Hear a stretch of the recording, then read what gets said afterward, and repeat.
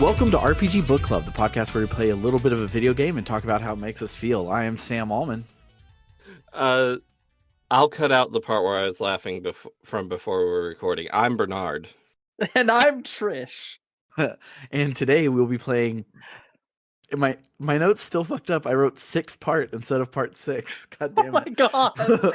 We'll be playing part 6 of Trish's Auto RPG, Super Lesbian Animal RPG, where we beat the whole dang game. But before we get to all of that, how was everyone's week? Bernard, you first. My week, these days my weeks are really good when I'm not at work and really bad when I'm at work because my jobs suck. But I am working on my visual novel and it's going well.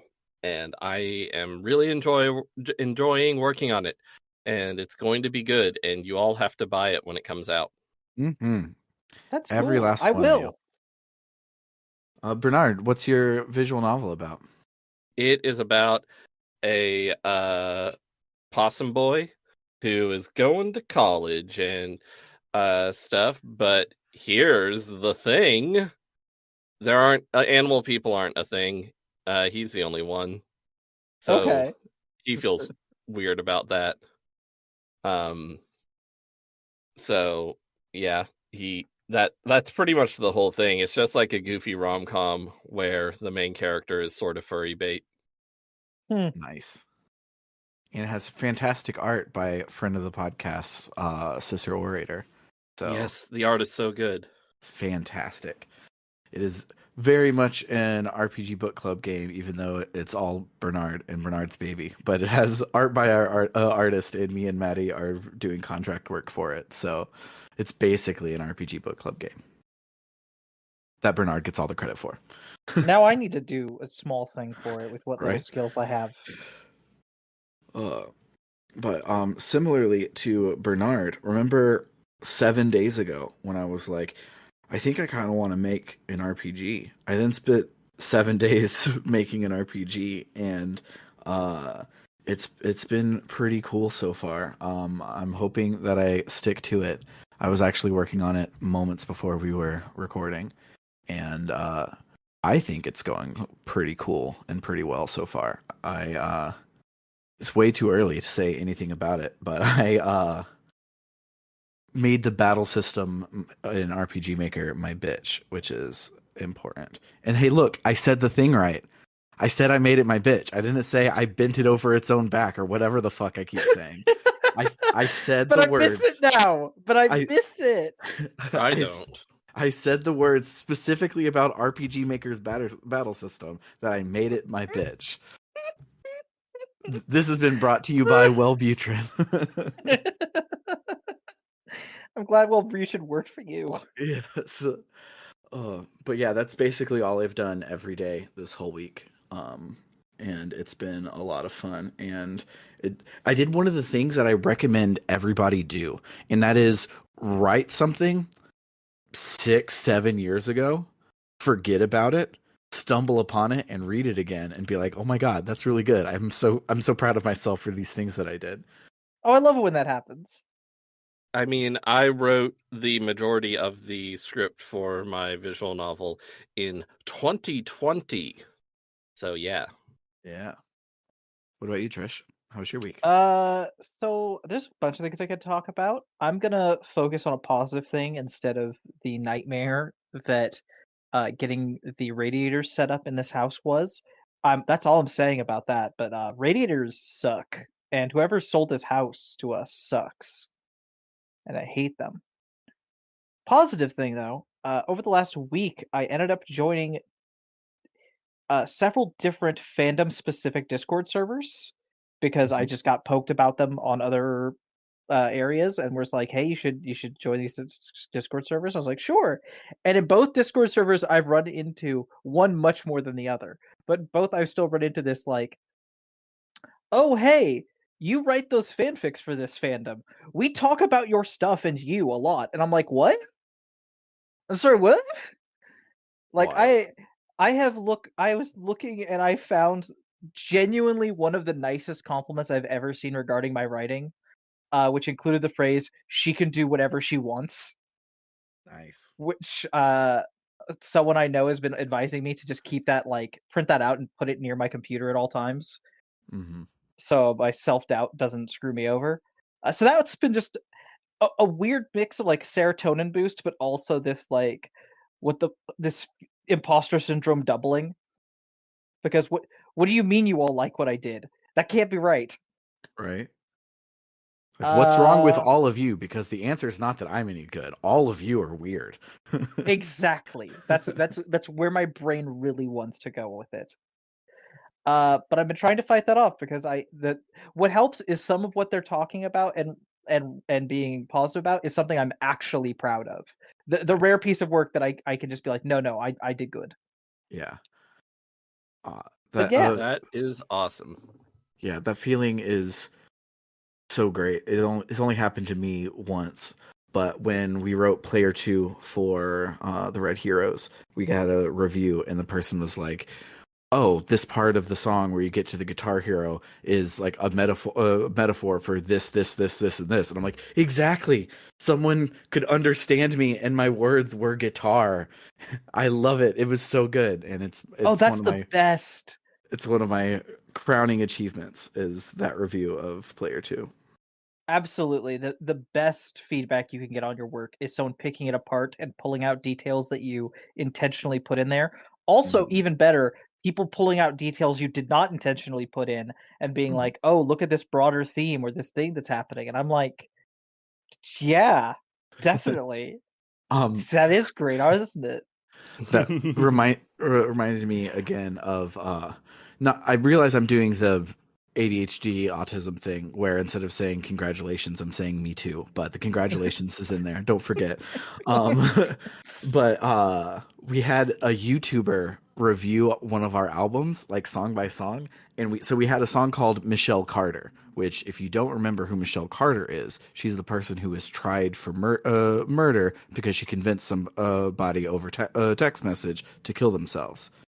And so the song is about Michelle Carter, and the reviewer did not know who that was and did this detailed breakdown on like how relationships suck and when they're one-sided this and all the other, and we're like, yeah, definitely go right ahead, man. The first line is, I got a text from Michelle Carter and she says that I should try harder, but like, go ahead, man. Do you? Oh, that's wonderful. Mm. Uh, But yes, I am very proud of you, and I'm glad that you are uh, flying high, and that is why I'm saying me too. Yes, that is wonderful. Uh, I'll go ahead and say me too. For the Possum Boy script, I was showing it to Maddie Grace, and there are a few scenes where I was like, I'm not sure I'm writing these people flirting, and that's really hard to write because I don't know how to flirt. I don't same. know if this works. But there was one scene I was particularly worried about, and unprompted, looking at the whole script, she was like, "This scene is so good, and I love these lines. That character would say that. This is so great." Oh, And I was oh, like, "Oh that's my gosh, good. thank you!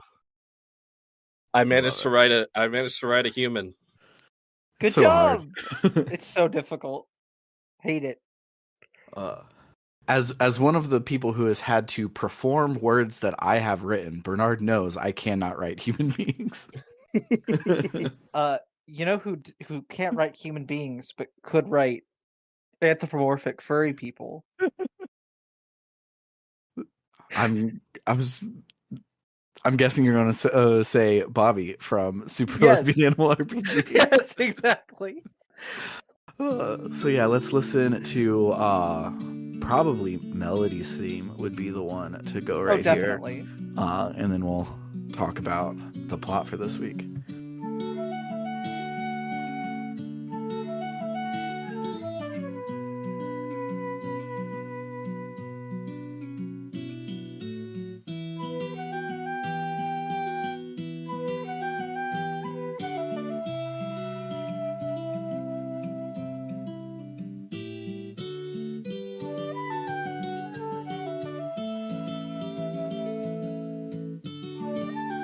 Well, last time we did all those side questy things and all the optional content, and now that all that preparation is done, it's time to go to Mount Sappho. You're stopped on the way by a helper slime, or at least that's how it appears at first. In actuality, this slime claims to be Verena's most loyal soldier, and after pulling out a rocket launcher, she attacks the party. This heavy slime can only be hurt by moves that use star power. So, do that. I like how the slime tells you that. Oh, yeah. Yes, I do too. Afterwards, she lets you pass into the mountain itself. It's full of minecart puzzles, locked doors, and strange monsters, including nothingness. Eventually, you move out of the mountain and into the palace, built using the last scrambler. Credit where credit's due, Javis made it look incredible. Sitting in a white void, the place is made entirely out of neon rainbow colors. Unfortunately, the second you enter, Javis appears. The Novas state their case that they want to talk to Verena, but Javis is annoyed to even be seeing these people again, not to mention that worrying that they might have tracked in mud. When they try to make it clear that they're interested in hearing Verena's side of the story, Javis shuts them down, claiming their attempts at empathy are some sort of trick. It's Claire who realizes that what he isn't saying is that Javis is actually kind of worried that if the party talks to Verena, she might listen to them. He has spent centuries building this empire for her. He believes that she deserves it, and he's not going to have it ruined because a bunch of strange, hairy creatures convinced his master that she doesn't need it. So rather than allow them a chance to fight Verena that was promised, he sends them into individual prison cells to wait this out, so Verena can remake the planet. We focus then not on Melody, as you might expect, but Allison. She starts to worry about everyone else, especially Melody, before remembering that she has to trust them. If Allison's doing okay, Melody's doing okay. That emotional epiphany is immediately followed by the sudden entrance of the intrepid bard duo, Beth the Beast and Mariana, who have snuck into the palace's air vents to rescue Allison. After all, the Novas saved them from an ice block back in Act 2, and they promised to repay them for it, and there isn't a lot of time left in the game for them to actually follow through on that promise. They give Allison a skeleton key, then leave her to do her hero shit while they go back to the vents so they can avoid any battles with the crazy strong monsters that inhabit this palace. You have to do a few fights with just Allison before running into Paula, who's pissed off at being benched from fighting the party again. Still, she's happy to at least get front row seats to seeing their asses get kicked by Verena herself. Allison asks if she really wants to stay on their side since, let's be honest, Javis doesn't actually care about her. He's just using her. Paula claims not to mind, saying that his motives can be whatever he actually wants them to be, so long as she gets what she wants too. In her annoyance with Allison's arguments, Paul ends up chastising her for only ever thinking about things from her own perspective, being unable to see the viewpoints of others. And for once, Allison actually takes that in, considers it, and agrees that Paula kind of has a point. In fact, by sheer accident, Paula has given Allison exactly what she needs to help with her relationship issues. She's still a huge asshole, though, and clearly has no intention of being anything else. After looking around for a bit, Allison runs into Melody, who, well, in my game, she escaped the cell with the help of the Astral Bell, but I Mhm. only just now realized that's an optional side quest item. So Yeah, now I'm curious as to how she got out otherwise. this Yeah, I happens don't so know. much at the in this last bit. Like having killed all of the sons, when you meet Mm-hmm. Javis, he's like, you, oh, but especially because you kicked my son's ass and all of these things. I'm like, now I got to go and do a low percent run of this game so I can understand, so I can see the differences here. Yeah. Also, some of these fights in this last section, I'm like, I don't even want to imagine what it's like if you do it not stacked with the best gear in the game and leveled up to hell. Yeah. I didn't die this time, but there I think on uh spoiler final boss, I came pretty freaking close. Like Ooh. I think I had like 30 HP on one of the dudes, but that dude happened to be Melody, who at the time, everyone else being dead was not a problem. Yes, that's true. Anyway, the two hug before they get on with the quest at hand. Allison wants to talk about their fight. They've already apologized, but Allison feels like she has a better understanding of what went wrong, and she wants to dig into it. Specifically, Paula's words helped Allison realize that her side of the entire problem was very self-centered. This entire time, she's been thinking of Melody becoming an adventurer, becoming a paladin, gaining magic, all as something that was about Allison. With every bad thing that happened, Allison kept heaping more blame on herself because it was her who dragged Melody into this, her who pressured her into it. But that point of view completely assumes that everything Melody did was about Allison, and she realizes now that was really selfish of her to assume. Worse, in her rush to assure Melody that she loved her no matter what, that Melody didn't have to be useful to be a part of her life, she didn't see that those very words were downplaying Melody's accomplishments and goals, making it seem as though she didn't trust her or believe in her. Finally, she assures Melody once and for all that she's an awesome paladin, and she understands now that this is actually something Melody is passionate about, and she's going to support her the whole way. Melody, of course, completely forgives Allison and hugs her again. She clarifies that, to a small extent, Allison's assumptions had been right. It did start out as her just following Allison into this line of work. But in the process, Melody realized that she loved being a healer, an adventurer, and a paladin. She never would have realized this was something she loved doing if it wasn't for Allison. This wasn't Allison forcing Melody to be something she wasn't. It was her helping Melody realize the person she could be. There's a lot of crying and emotions, and Melody promising that there'd be no more sequence between them. Which is interesting because she still hasn't told her about the whole Harmony thing, but whatever, I guess that's her fanfiction. Now that we've got a party of two who have hashed out their feelings, it's time to go on and find the others. There's a bunch of puzzles in the way, but eventually you do find Jody. There's no big emotional scene with her, though she does remark on the better vibe she's getting from the couple. Using her ability to cross spike pits, we're able to traverse further and find Claire, who was locked in a room with a key in it, but not the key to her own room, the key to the big door to the throne room. If you go to the chest before talking to her, she's kind of hurt by that. And I'm sorry, Claire, but the chests in this dungeon are really pretty. I couldn't resist. Anyway, with Claire in tow and the key we need in hand, we're able to get to the proper mission at hand. That said, we do have to complete a small puzzle on the way, a boss rush that has you fight the Gumball Goliath, an upgraded form of the Big Dust Bunny, and navigate a trapped room with the threat of fighting the gold armor from the Guardian Tower if you fail. But once you get all that taken care of, you can head to the throne room and fight Javis. There's some sniping from both sides, but once it becomes clear that it's time to do things the hard way, he's ready to do just that, by warping the party to a quiz show. All RPGs are better with a game show / quiz show section. That's just a fact. On one hand, you're right, because Trails in the Sky the Third is the best Trails in the Sky game. On the other hand, you're wrong, because Campanella is the worst character in the world.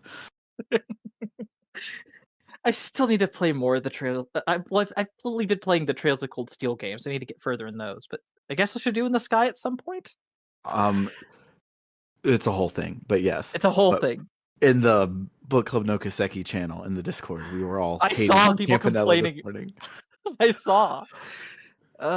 Anyway, this isn't just any quiz show. It's one for couples. Varen is in the audience watching, along with Paula and Javis' sons. Though, one small problem, he seems to think that Jody and Claire are dating, which they clarify is not the case in any way whatsoever. Still, that does leave Melody and Allison. He asks each of them personal questions about the other, but even if you get them wrong, and I will be surprised if you don't get at least one of these wrong, it doesn't get the reaction he was hoping for. You see, I got one of them wrong on purpose because it's like, what's the name of Allison's favorite heavy metal band? And I picked. She goes, yeah, that's how it's spelled. I got every question wrong, and with how the scene plays out, I feel like that feels canon to me. Because the whole point, the whole point is that they don't mind. They don't mind that they got it wrong, and Javis was trying to ask them questions they'd get wrong, and then they'd get pissed off at each other, but they don't. So getting every question wrong felt right to me. Exactly. Yeah, Javis was attempting to play on cracks that had been forming in their relationship, but they kind of worked those out already. They're doing great. That's a problem because the entire point of this was to prove all of the team's love and empathy stuff was bullshit. But instead it just kind of showed that, yeah, they're a healthy couple who are properly communicating, not to mention being incredibly adorable. With that plan ruined, it's time for the more direct approach, combat. Javis is not a joke. Not only does he hit hard and corrupt anyone who isn't protected from that status effect, he can also cause the entire party to attack each other, as well as summoning a glitched out version of one of the characters to aid him in battle. switching them out one by one as the fight continues. Mhm. Also, I enjoy that the glitched out, like the way it's showing them being glitched, is parts of their. It's like a full body sprite of them, but bits of the sprite show their overworld sprite instead of the proper part of that body part. It's just it is good. It's good detail. Of course, you're eventually able to take him down, but even then he doesn't want to stand aside. Paula intercedes, though not necessarily on the party's behalf. Verna agreed to let Javis have a shot at the party, but he lost. So now it's time for them to face the Queen. Climbing to the summit, they cross the point of no return and face Verna. Melody's plan to talk to her first goes a little awry, despite Verna's admitted curiosity into their motives. When Verna reveals what happened 1,000 years ago, she was never a member of this planet's pantheon of gods, and they were not happy about her showing up and empowering mortals with magic, something that had been their exclusive domain. They couldn't undo what she'd done, and this new goddess of magic was a boon to their image, so they settled for annihilating her magic school and banishing her from Reverie. This conversation topic has gotten her a little worked up and put her in a fighting mood. She gave the people of this world everything she had, and was left with nothing afterwards but pain and heartache. So it's time to fight, to see if they can cling on to the magic that they're so insistent on keeping. The clouds above them part, revealing the stars in the sky and the 2 moons above them, as they ready for a brawl. Verna is a tough opponent, and the longer the fight goes on, the more into it she gets. It has been centuries since she's had a proper tussle, and it's getting her blood pumping. Eventually, she decides to stop holding back as much, revealing a new form in glistening golden armor, as she starts casting a spell that boosts everyone's magic damage, which I love. Getting her to 0 HP doesn't trigger the usual defeat animation with her. Instead, we just go back to the overworld, as she's relishing the fun this has been.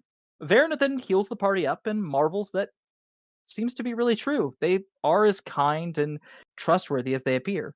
Javis and Paula appear, and the Queen shuts down Javis's whining to ask the Novas a question. Why exactly are they so interested in keeping their magic? Claire steps up to answer. For most of her life, she was demeaned, insulted, and pushed away from the very things that made her happy. Magic was her escape, the path forward that got her where she wanted to be. Magic is the key to Magic is the key to rewriting destiny, to becoming anybody you want to be. Claire wants to use that power to help others and herself. That's all she's ever wanted. From there, Melody picks up the point. They'd had time to chew on Verna's words from after she was summoned, and there was a kernel of truth to them. Magic has been used to harm this world, and with that new revelation about just what kind of beings their gods are, they're more aware than ever about the large-scale problems they're facing. But the solution for those issues isn't to just wipe the slate clean, it's to work together and tackle them. Being the edgelord that she is, Paula can't help jumping in, asking Verna why she is listening to any of this. After all, she's so powerful she could just annihilate anyone who tries to stop her, so why would she ever talk? Verna clearly pities Paula a little for thinking that way, since that's not what this has been about. In fact, it's kind of soured her entire mood so much she decides to just call off the invasion. This whole scheme was her lashing out at the people who'd hurt her 1,000 years ago, but Mel and her friends have reminded Verna of the reason she fell in love with this planet in the first place. Perhaps feeling safe due to that proclamation, Melody decides to tentatively ask Verna a question. What happened between her and Zinnia? She starts to explain how Zinnia didn't want to talk about it, but Verna cuts her off. You see, she's very confused, because Javis had told her that Zinnia was dead, that she died in the attack by the gods 1,000 years ago. Verna is distraught at this betrayal, one that Javis justifies by claiming that her affection for the reptile might have impeded their plan. And the plan had been pulling her out of a multi-century funk, so he'd hidden that information for her own good. This really makes Verna start to question what the hell she's been doing, before deciding that this whole empire business just doesn't matter. She's done with it all.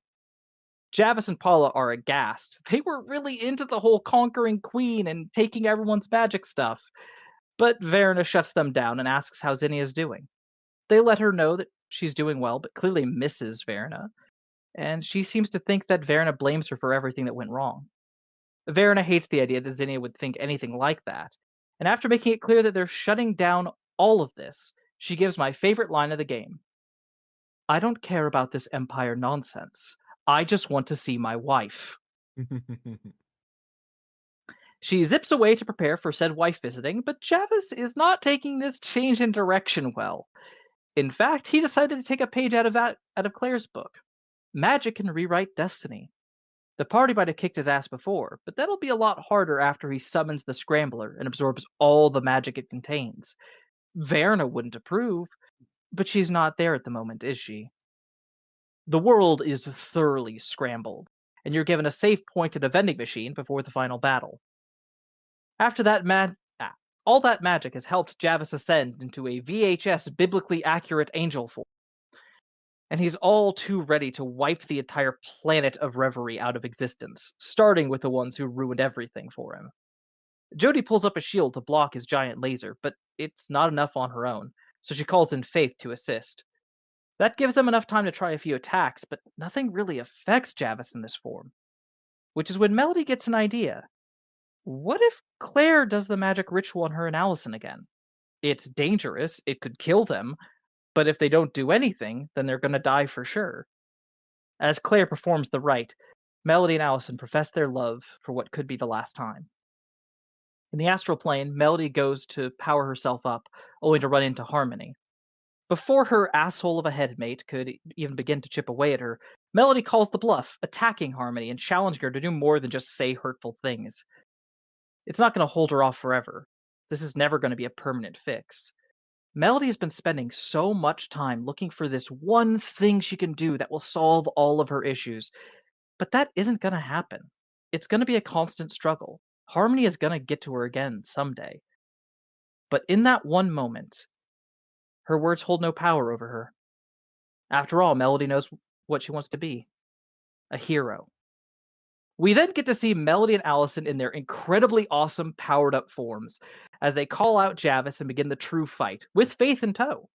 I love this so much. I have never seen, I don't think I've ever seen an RPG be like, yeah, for the final section or the final boss or whatever, we're just going to have a larger battle party than normal. And I love it. I actually in college was like just sort of theorizing, thinking of an RPG that I could theoretically make, planning it out and stuff.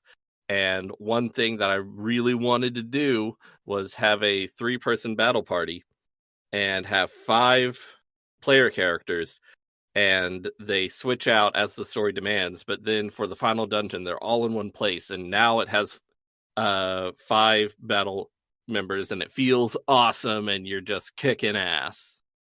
And this game did that sort of, and that made me really happy. Yeah, it's really cool. Even though Faith isn't the most important because it's Melody and Allison who are the important ones in this fight. Yeah. It is true. I do want to say, I first played this game very shortly after it came out, near the beginning of the year. And I don't know, I could be misremembering this, but I remember originally, it feels like they fixed this in the patches, because there's been a couple patches since then. But originally, Faith was I don't know if it was just lower leveled or just had really low health, but she was near useless in this fight originally. Compared to this time around, where it was like, oh, no, she's a full-on, like, extremely useful party member now. Mm-hmm.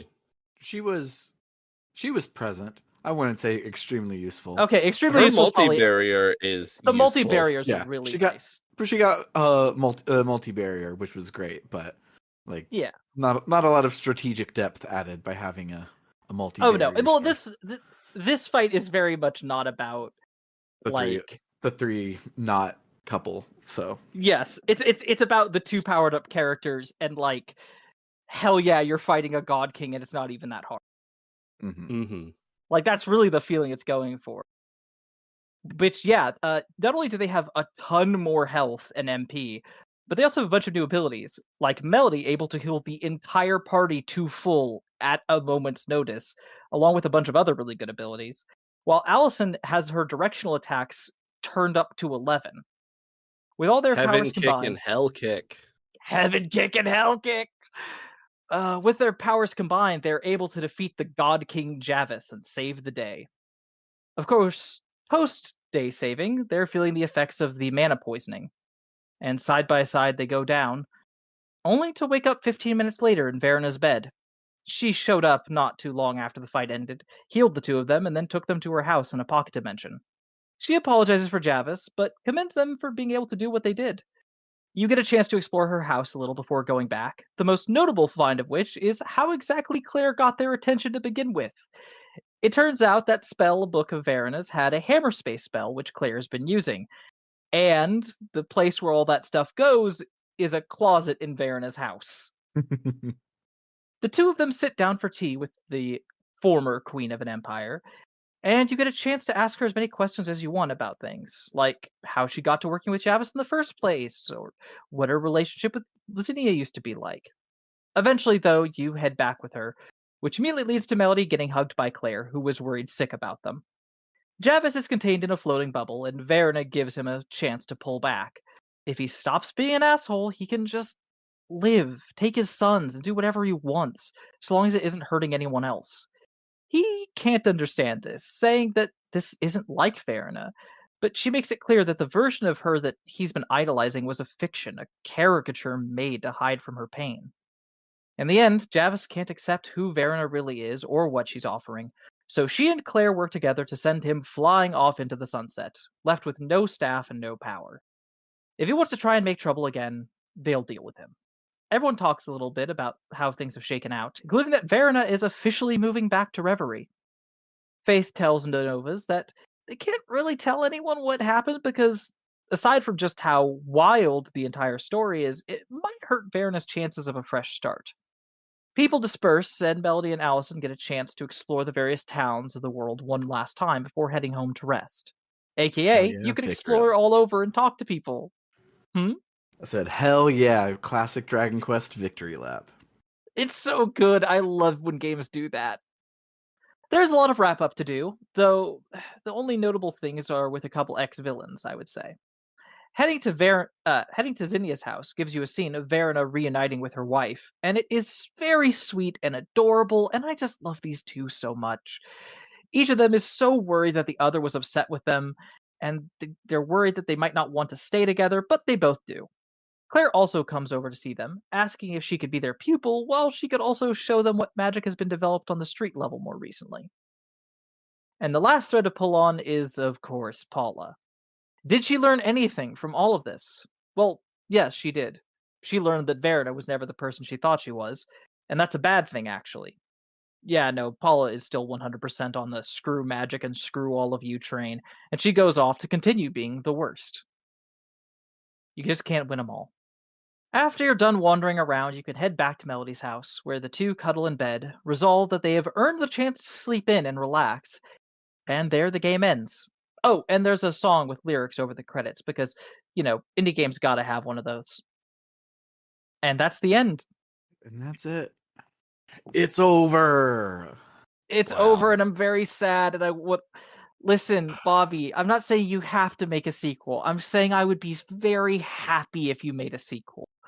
I was actually surprised by how things felt very resolved, but also I was like, oh, this is like, you could totally do a sequel to this. Yeah, you have the plot point left of the gods. You have the Halcyon Corporation with that one side quest that really feels like a dangling plot thread to pull on in a sequel. Mm-hmm.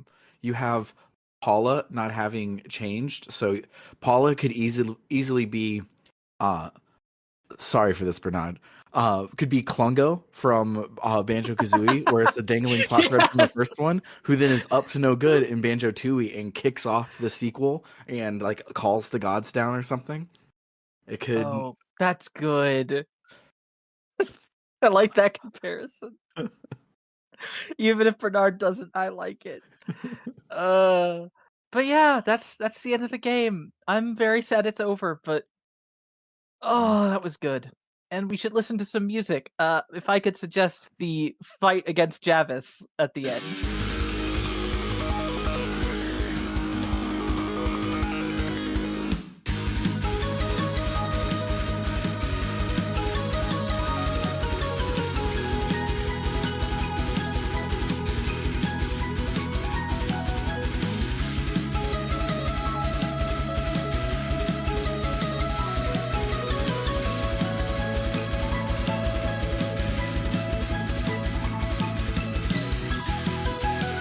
So what do you both have for memorable moments? So this one, I think I actually realized it like last week or week before, but it was more important this week, so it jogged my memory to write down memorable moments. But when you first meet Beth the Bard, because she's a bird, I thought she was bird shaped. But if you talk to her in the hidden town, I forget what it's called, but when they're hanging out up there, one of the things you can do is, doesn't it hurt to crouch like that? And then I notice, no, she's in a hip hop stance, and she's like, Yeah. at this point, it hurts to stand up, and so I she will- just is constantly in a hip hop stance, which is fantastic. It is fantastic. I will just say, Beth is they them. Oh, sorry. Them and their no problem. Them and their partner are both and non-binary. Yeah, I probably should have read the bestiary and stuff more because it's good and important, and I would have picked up on a lot of things, or paid more attention to pronouns used in casual conversation if that's where it is there. I think it's not bestiary. I think it's just casual conversation. You ever fight those two? It'd Yeah, probably be a very easy fight. They don't seem like great fighters. no, They don't need to be. They're rockin' bards. yeah, they got all charisma, all dexterity, nothing else. Exactly. I do love the pulling back of that plot thread of like, oh yeah, they came in the vents. Mm-hmm. I did the Woodland Paladin training, and there's not much Oh, to please it. tell me. Oh, But- okay. But there is one thing that I really liked about it. So you go up to Noelle and you're like, hey, can you train me in being a Woodland Paladin? And Noelle's like, I'm not a paladin or a teacher. And Melody's like, yeah, but you know about nature. And so Noelle takes Melody on this little quest. They're going deep into the Uncanny Valley to see if it might be possible to purify it. And basically, they find out, yes, it looks like there's some ancient technology there which might be able to help purify it. So maybe there's hope to help this place. And Melody actually has to fight the fucked up boar that showed up right at the beginning of the game. And but then does the mana draining spell on it to turn it into a regular cute pig. And that's very good. But the main thing that I really like is that the main advice Noelle gives Melody is to stop spreading herself so thin and worrying about other people so much, and worry about herself a little more. That's and what's great neat, advice. What's neat about it is that the spell you get for completing the side quest is called Nature Nurture. And what it does is it heals everyone in the party for Melody's current HP. So the better Melody is taking care of herself, the better That's she can so take care of good. everyone else. And I'm That's like, really good. That's fucking good. That's the good shit. Oh, That's really good. You learned the lesson, and in a mechanically important way. That's so good. yeah, your ludonarrative dissonance slider and your options must be all the way down, because that is. That is resonance. Mm-hmm. Oh, that was very good. That's I'm happy to hear that. That sounds neat. Mm-hmm. And it's good to know that extremely irradiated valley can be healed. Mm-hmm. Another one that's really small, but I love it. In the victory lap, if you go to Mumford, well, if you go everywhere, one of Javis's sons is in each of the towns. But if you go to Mumford, his cowboy son is there, and when you talk to him, he's like, "Oh man, I love it here. Nobody is looking at me twice for dressing the way I am and being the way that I am, because everyone there is also a cowboy." And I realized that both sets of those people came into being fully formed, having no memory or anything of anything prior, and decided, you know what, we should be cowboys. And I love that. That's just like a physical law of this universe, as it goes amnesia, cowboy. That's the direction. I mean, I get it. There were a couple of NPCs in Mumford who I really enjoyed. I didn't take screenshots of their dialogue, but one of them was like, "Oh yeah, now that the internet's back, I can look at pictures of cowboy hats online all day." And I was like, "That's awesome." And then there was the two that we saw doing a fake duel. Yeah, squash and What? stretch. Yes, one of them is like, "Yeah, now we can shoot each other with blanks all day now that things are back to normal." And Allison says, "Dudes rock." Yeah, I have to say I felt bad not realizing until this second playthrough that, oh wait, that's a pun, squash and stretch. Like I should have gotten that much sooner. Yeah, when it comes to the Mumford NPCs, there's so many great. I mean, just anywhere you go in this game, it's like here's 15 new character designs. They're all fantastic. But my Yeah, favorite in Mumford has to be the girl cowgirl zombie who's like really friendly and it like answers all your questions the first time you're there. I just realized this is sort of like Skies of Arcadia in that we have just they don't repeat NPCs, but also there's lots of NPCs. Yes. Mm-hmm. I think Skies of Arcadia repeated NPCs a little, but Yeah. for the scale of that game, it was wild how little they did. But yeah, Yes. also in this game, just there's so much character design everywhere. There is. For my memorable moments, first of all, just the whole soundtrack to this game is really great. I actually decided to you can buy it physical copy. That's pretty cheap. CD is $16.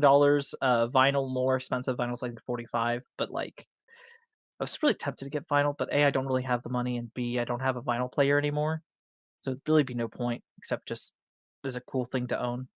I But all the time see things on Twitter or whatever where it's like limited pressing of this cool album on vinyl, or like here's the Outrun soundtrack on vinyl, and I'm like, oh shit, and then I remember that I don't have any way to play that, and I also if used I to, but I started don't collecting anymore. them, then that would be a dangerous path to go down. Oh, 100%. But in general, the soundtrack to this game is just fantastic. But the back half, this last section, has some of the best tracks in the entire game. Like Mhm. Javis's boss fight is really good. The entire this I can't remember the name of this palace, this final area, but the whole Mount Sappho palace section, the track title for that, oh gosh, I thought I had it written up. I have a different one. I think it's Transition. It's so good. But my absolute favorite has to be the one when you fight. Also should mention the dance of the two moons. I think it's the twin moon dance. The one when you fight Verna is great. But my absolute favorite is the one when you fight God King Javis, which is that is not his theme. That's your theme. That is Melody's fucking theme song as she's coming in to save the goddamn day, which I love it when a game does that. Mhm. And it's also just incredible. And I saw a thing in the OST thing about how little bit after that we get Homecoming, which is Melody's theme, but Melody's theme is a heavy motif in Transform. And basically someone talking about it. I'm running off a YouTube comment. I could be completely on. I don't know music. I listen to other people's thoughts on music and I nod like I understand. But the idea that like Melody's theme has only been in bits and pieces and never the center point really throughout this whole game, and like this is the moment when it's like, no, spotlight on Melody, she's got this. And And then that's great.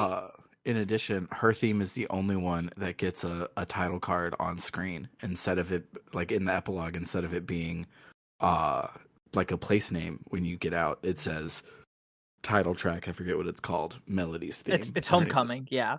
Homecoming, Melody's theme.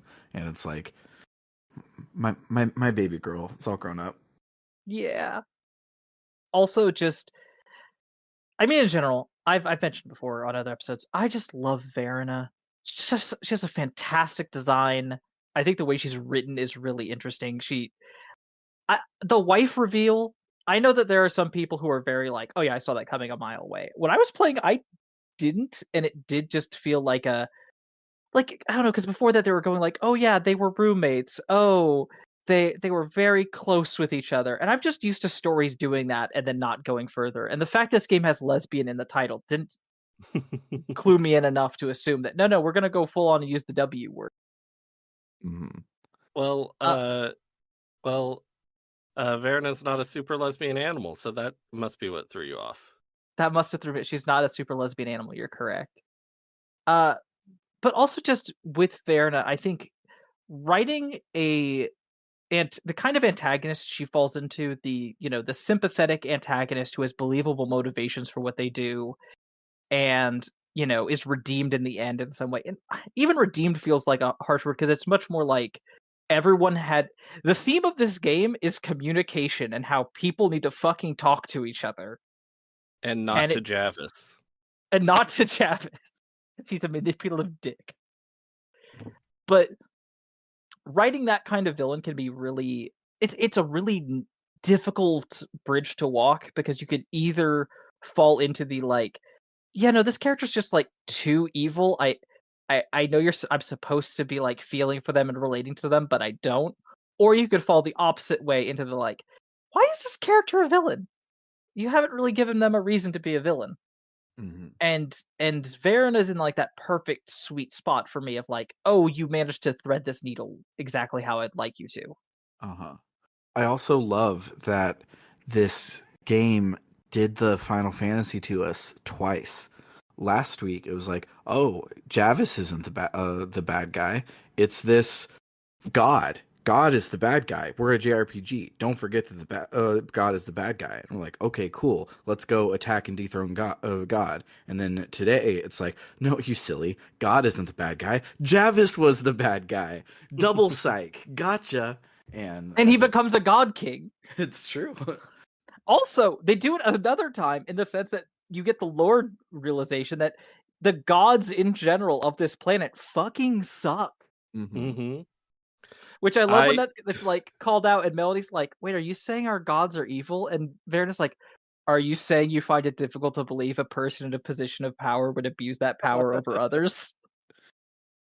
Yeah, I found it really I don't know what the word is, funny but good, that at the end it's just like, oh yeah, basically there's this the gods are just like a ruling class of people who have a bunch of power and suck, and there's just like this weird bit of class commentary just sort of shows up at the end, but it's so simple and relatable that it doesn't matter that it's not like extremely explored. Mm-hmm. I agree. Because it's just I mean, that's just how the world is, basically. Senators are basically gods. Yeah. I mean, I agree. I think it works well as a background detail. It works because, hot take here that has informed a lot of the characters I've played in like tabletop RPGs, gods are just for class dynamics. It is just another, this person is in charge because they said so and you need to listen to them. Mm-hmm. So like the game pulling in that direction for me is just 100% like, yes, obviously, go for it. Similarly, in just I would just really love a sequel where we can attack and dethrone gods. Yes, let's kick Soleil's ass after she didn't listen to our prayer. Or Soleil, I guess. I don't know how to pronounce French names. Soleil. It's pronounced Ragnacinti. My last like memorable moment to point out is another very let's say leftist thing about this game, and I will say this is the thing that I feel deserves special mention, because I think it's a thing a lot of leftist media doesn't do well, and that is not a lot of leftist, a significant amount, and it's always disappointing. Mm-hmm. Is in shorthand, this game killed the cop inside its head. Mm-hmm. There is the end point of this game is not, okay, we have defeated the bad person and now we will put them in the jail and it will be over. Or, oh, we have defeated the bad person, we kill them and it's over now, death penalty time. No, it's we took him out, we took his power from him, and we sent him flying. And yeah, he could start trouble again. And if he does, we'll deal with it. But we are giving him the chance again and again to make a change and reform, to make a difference in his life. And like, I appreciate that as a prison abolitionist and someone who thinks that maybe we should, in media especially, look more into non-punitive ways of resolving stories. Like, Javis is a dick, but he's kind of a textured dick. Like, Oh you my. definitely For her pleasure.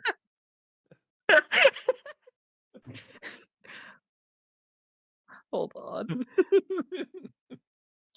But what I mean by that is that, like, I think, because he's very much the evil advisor trope, but he never does the evil, like, he never takes that evil advisor step of, I want to dethrone the person I'm working for and rule myself. Like, even as bad as he gets in this game, it's always clearly from a place of, I have so much deep respect for Verena and I kind of worship her, and I just don't understand what kind of person she is. Like, he is so obsessed with power and conquering things that he just is like, that's what she wants. I do that for her. Which, I don't know. I think that's neat. Like, even he is a dick, but a dick with purpose. He knows he thinks he's doing good-ish, or doing what feels right to him. And then of course Paul as an antagonist who's just like way too real. God, this is every fucking libertarian at a college. Anyway, those are my thoughts. This game's good, and I'm really happy that we got to play it for this podcast.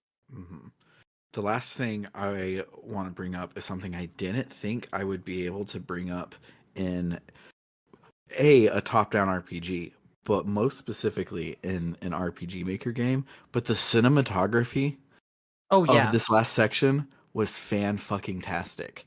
Like, we just did it. We went Super Saiyan and saved the day moment where they're getting mana poisoned. In your notes, you said like they collapse and fall to the floor, but it's not like, oh, we did it. Oh no, what's happening to me? And they fall to the ground and do it. They're just like, we did it. What now? Cut to black. Epilogue. Yeah, that was neat. And then it comes back up in the room and it's like, oh yeah, you basically died and I had to save you. It's like, it was so good. They just do so many little things like that, and it's very thoughtful in a system where to do thoughtful things you have to like I'm gonna say another one right. To do something right, you have to bend over backwards to make it work. Nice. You have to do so much to do little things like that. So it's definitely on purpose, because it wasn't just like, oh, I typed up the event processing and it messed up and I left it in. Like, no, you have to like go out of your way to do cinematography things, and they did, and it was so good. Yeah, no. I actually kind of feel bad in my synopsis for kind of shortchanging that scene of post God King Javis fight. Like, the way they handled that sudden poisoning, especially because like between every time you cut from one character to another, their little dialogue portrait changes to reflect as the mana poisoning is hitting them. Also, it's just a very fun detail that when you do this, it starts to become clear that like when a character is mana poisoned, the sclera of their eyes go black, and also the background of their dialogue portrait goes black. And there's a character who this entire game has had those qualities, namely Verena. And she mentioned at one point that she had her body specifically altered in a way where she can handle the insane amounts of mana that she's always holding on to. And so, like, you just put those details together. It's like, oh, she basically messed with her own anatomy in a way that she could be mana poisoned all the time, constantly, without it killing her. In general, like, we get just like small hints and pieces about her backstory that's always like, I want to know more. What was going on with her life? How did she end up where she was at like 30 years old going to Reverie because she was just bored with the universe? If only there were a sequel where we could If explore the only. histories and continuing adventures of these characters more. If only. But you know what we can do? What can we do? Tell us. We can go be JRPG cowboys in 2 weeks. Because Hell in a yeah. surprisingly close vote, so when we opened them, our not patrons, our gadabouts and warriors and luminaries, they're all really, really good at voting. So the poll will open, and basically it'll be decided in 20 minutes. In the host chat, we basically the next day, I'm like, looks like we're doing blah, blah, blah. And we all get ready for it because they all vote so early. But when that happened, Wild Arms 5 had all but one vote. And now Wild Arms 5 is only winning at 62%. So a lot of people came out of the woodwork for Star Ocean 4, but it was not quite enough. So we will be playing Wild Arms 5, and I am so freaking excited. Hell yeah. I've only ever played like the first 5 or 10 hours, and it's the best 5 or 10 hours of an RPG I've ever played. So I'm super excited to finish the rest of it. But before we get to that in 2 weeks, Trish, what are we doing next week? Well, it's movie night, and last time with after Bernard's auto by RPG, we went with a movie near and dear to his heart. This time we're going with a movie near and dear to mine. I was very tempted to go with a movie from the late 80s, early 90s, I can't remember the exact year, Tremors, but I decided to go with a movie that's like that, but just better. So next week we are watching Nope by Jordan Peele. And also, I feel like doing the more recent movie makes sense because this is a very recent game we've played. Mm-hmm. This is true. It fits. I think this is the newest game we've played on the podcast. Oh, I mean, this literally came out 8 months ago, basically. So yeah. It Boots Quest. Oh yeah, we Bonus covered episode. Boots Quest the day it came out. Not the day it came out. We missed release, but we did it like a few weeks after it came out. Mm-hmm. But that was a bonus episode. Also a bonus episode. If you squint, we covered Trails from Zero 2 weeks before it came out, but also 10 years after it came out. Whichever one you want. We started it pre-release, and then I was also saying it came out on the PSP in Japan 10 years ago. So, but also we started the official English release before release, and then took a while. Yeah, and we're taking even more of a while for the sequel. Oh my, yes. Yeah, but I'm so excited to play this Wild Arms game. At least with Star Ocean, I've heard of Star Ocean. There was a point when I was like, I can emulate a Star Ocean game on the Super Nintendo emulator, and I never actually got past the opening cutscene. I haven't played the Super Nintendo one either. I've never heard of Wild Arms really until this poll. So I am putting my time and my eyeballs in your hands, Sam, and I'm trusting you that this was a great idea. It will be. You will love it, and then you will have 4 more of the 5 other Wild Arms games to play. Play 1, 2, 3, and Tactics, and don't play 4. I see. Ooh, that's what you should do. I'm looking up Wild Arms 5 finally. I really like the main character's design. Yeah, the designs are fantastic in this game. Like, it's so good. Like, everything about Wild Arms I love is the first one was very, very like Wild West cowboy-ish, but by the third one they were like, well, we can't like do just Native Americans because that's offensive, but that's very important to the Wild West aesthetic. So we're going to like give like visual things that feel like that but aren't that, to like it has a very unique style now. And so it's like not quite anime, not quite cowboy, not quite Native American, but it's kind of all of those in a way that's so cool. I love Wild Arms so much. Not four. Well, I'm not talking about you four. You can get out of here. You weren't invited to this party. But yeah, I'm super excited. It does mean that I will be the notes writer for both episodes. Both episodes for per week for a hot minute.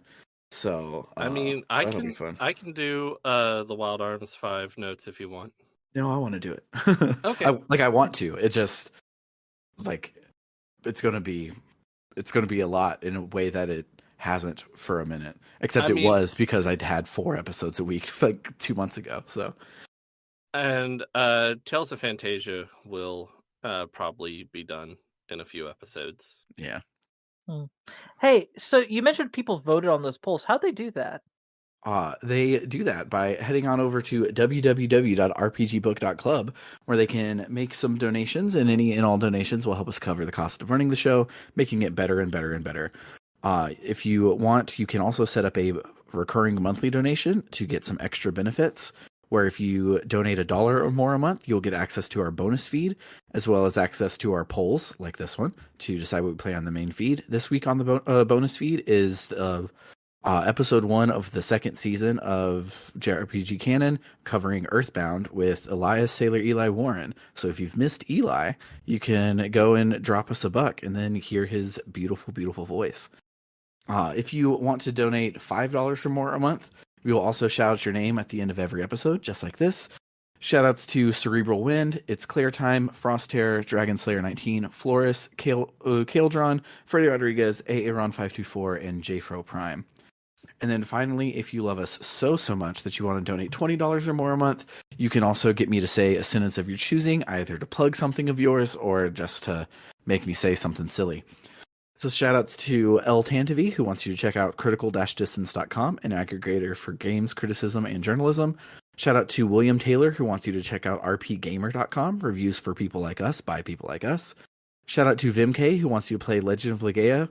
Whatever you do, just do it. There's a new patch out there that makes it not suck, because the US version used to suck, and so they undid it, and now it's the best time ever to play Legend of Legaia. And then also shout outs to Carr, who is a dentist, so he's not plugging a website, but rather your own mouth, and he says to brush your teeth twice a day, most importantly the time before you go to bed. For RPG Book Club, I have been Sam Allman. I'm Bernard. And I'm Trish. Toodaloo, folks. Bye.